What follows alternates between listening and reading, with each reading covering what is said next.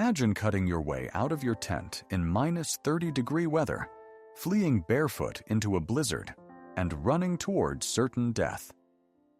This is exactly what 9 experienced hikers did on the night of February 1st, 1959, in the Ural Mountains of Soviet Russia.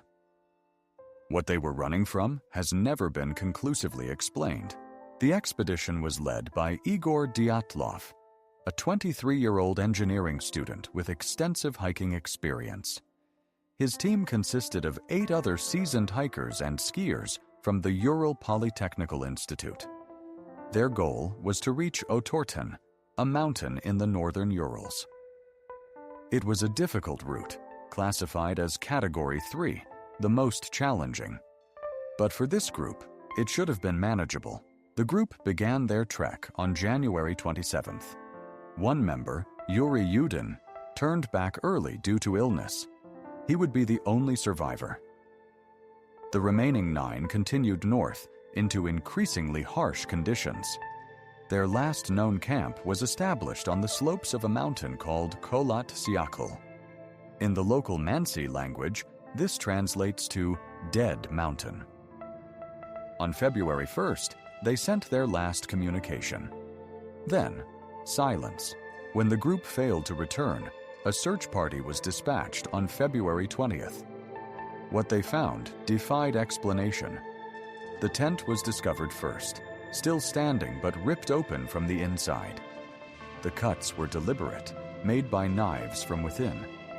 Footprints led away from the tent, down the slope toward a nearby forest. Some footprints were from bare feet. Others were from socks or a single boot. No one was fully dressed for the cold. The first 2 bodies were found beneath a large cedar tree, nearly a mile from the tent. Both men were barefoot and dressed only in underwear. Between the cedar and the tent, searchers discovered 3 more bodies, including Dyatlov himself. They appeared to have been trying to crawl back to the tent, but had succumbed to hypothermia. The positioning suggested a desperate, disoriented retreat. But from what? It took 2 more months to find the remaining 4 bodies. They were buried under 13 feet of snow in a ravine. This is where the mystery deepens into something far stranger. These victims had severe internal injuries, massive chest fractures, skull damage. One woman was missing her tongue, eyes, and part of her lips. A medical examiner compared the force of their injuries to that of a high-speed car crash. Yet there were no external wounds, no signs of a struggle.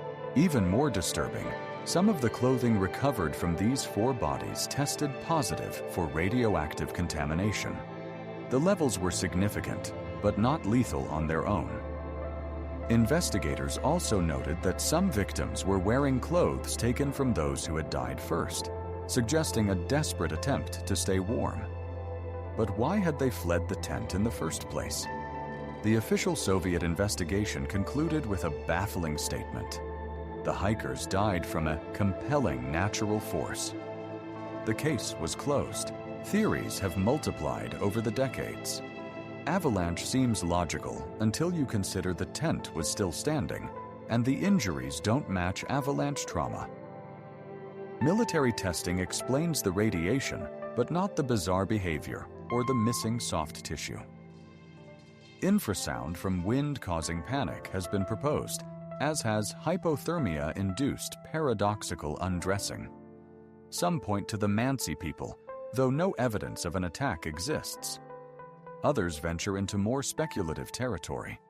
Secret weapons tests, government cover-ups, even paranormal explanations. In 2019, 60 years after the incident, Russian authorities reopened the investigation. Their conclusion? An avalanche, specifically a rare delayed slab avalanche, caused the injuries and panic. But this explanation has been hotly contested. It doesn't account for the radiation, the missing tongue and eyes, or the fact that experienced hikers would flee without proper clothing. The Dyatlov Pass incident remains one of the most chilling unsolved mysteries of the 20th century. 9 experienced adventurers, equipped and prepared, fled their only shelter into lethal cold. Something terrified them so completely that freezing to death seemed preferable to staying put.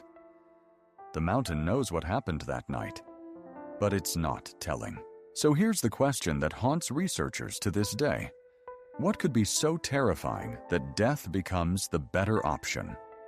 Was it something they saw, something they heard, or something far worse?